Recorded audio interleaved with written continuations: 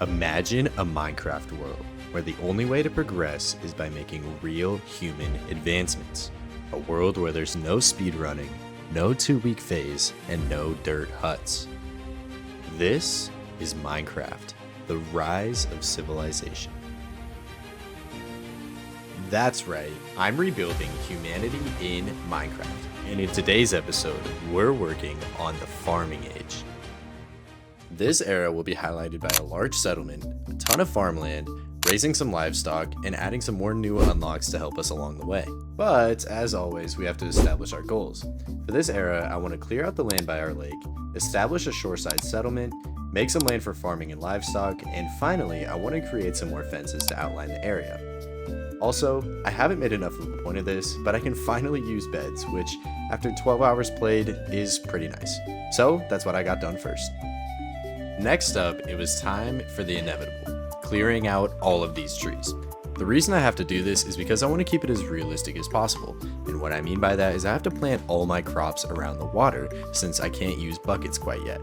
And also, trees do tend to get in the way of building houses.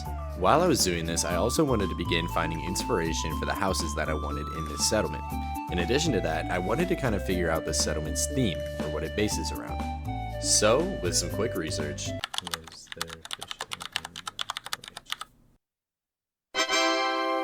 I decided to base this town around fishing. More specifically, I wanted it to look like they only settled here to fish, so I wanted the town to reflect that.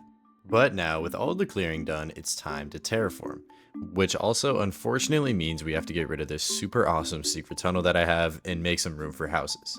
While I was clearing room for the houses, I also added some farmland to the edges. This will allow us to have wheat fields along the entire coastline, which will play into some of our builds later. Stay tuned. But with that, here is the final result of the first half of our terraforming. So with that, we can finally cross off clearing land from our checklist and move on to year 400. Up next is building the settlement. And with building the settlement comes the layout. And for that, I really wanted to take the time to make sure I was laying out these houses exactly where I wanted them. Last time I kind of left some layouts down that I didn't exactly need, and I think by doing this, it'll make sure that this whole thing is planned out and intentional feeling. Like I said, that's something I really want to focus on throughout this whole series. But with that said, here is the final result, and it's time to gather some materials, which are kind of lacking right now. So I headed over to the right side of our settlement, grabbed some trees, and then also went back to our old settlement to grab some cobblestone out of this giant hole that is still forming. But this looks much better, and it's time to move on to house number 1. Before we can do that though, there is a glaring issue. For this village, I'm planning on using hay bales as part of almost all of the roofs, and we have not started farming. So, since we are in the farming age, it's time for us to make humanity's next major advancement. Farming.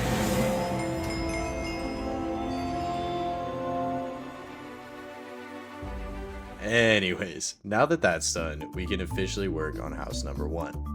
Like I said though, we don't have any hay bales for the roof, so right now I will be leaving the roof off and building just kind of a basis so we can start to get the general layout for the town.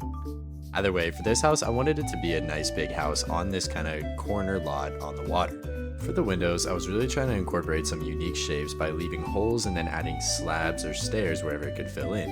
As well, I did 4 stairs facing each other, which made some cool windows by the door in the front. In addition to that, I was able to add some wood planks finally to the paths, which gave it a more complete look.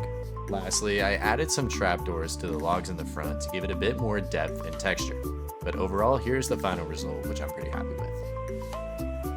For the next build, I wanted to make something that didn't need a hay bale roof to give a chance for that wheat to grow. So I decided to go in with some oak logs as a frame, some birch logs and diorite as the structure, and some oak for the roof.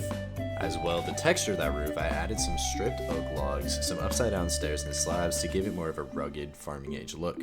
I went with a campfire, some torches, trapdoors to give it more of a firm looking base, and then a fence on their left side as well.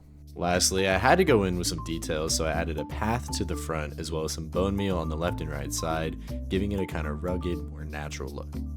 After that, I was going to move on to house number 3, but when I was walking by the first 2, I realized there was this glaring gap in between the 2 houses, and I decided that it was an area I wanted to fill in with another house. So, for this house, I wanted it to give the city some variance in height, so I went with a tower-based house. To start, I laid down some oak pillars as a structure with some extras at the bottom, including cobblestone walls to make it look a bit more sturdy.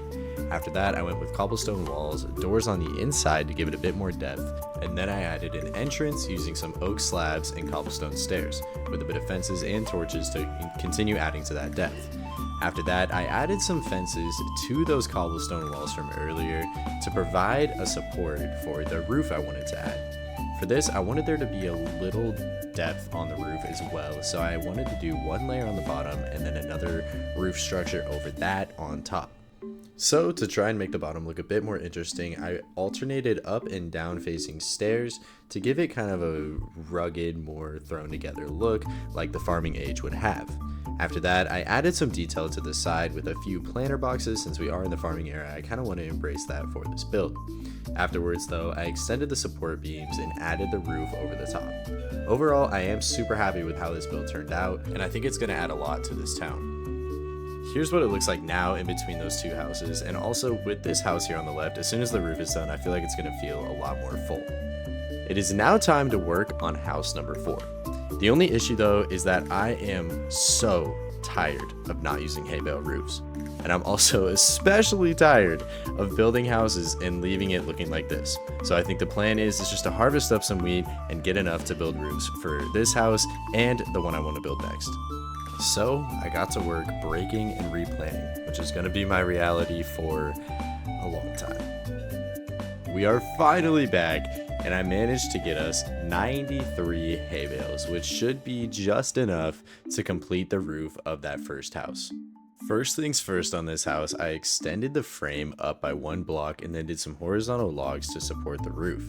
After that, I combined wooden slabs with some hay bales to give it kind of a more natural look. I realized that by doing all hay bales, it looked just too blocky and not realistic enough. So I am pretty happy with how this turned out though, and here's that final result. At this point, I'm getting a little burnt out of building, especially since I'm still just waiting on this wheat to grow so I can use more hay bales. So something I realized is that I haven't done enough world building yet, as in there's no pathways in between these houses, and there really isn't much going on that's super cohesive about this town. So I decided to spend some time putting it all together. And by the way, this is subtly inspired by the fact that I did find some gravel while I was mining for cobblestone, meaning we can finally make coarse dirt for the paths. With that, I decided the first thing I'd do is connect the former settlement to this one. I feel like the whole point of this world is making it feel as realistic as possible, and I don't want to just plop down builds everywhere. I want to have it make sense. So I laid down some paths, coarse dirt, wood slabs, and cobblestone slabs, as well as some slabs in between the lower layer and the upper layer of the shoreline to give it kind of a more gradual rise. After that, I extended it all the way over to the 3 houses that we've built so far and decided to wrap it up. Overall, I am really happy with how it turned out, and I think it connected this world a lot more. As you may or may not have seen, it has been 4 months since I worked on this channel, but this is going to be the end of part 1 of the farming age, and part 2 will be up shortly. Appreciate you guys, and I will see you next time. Also, this is kind of obligatory, but please don't forget to like and subscribe. Peace!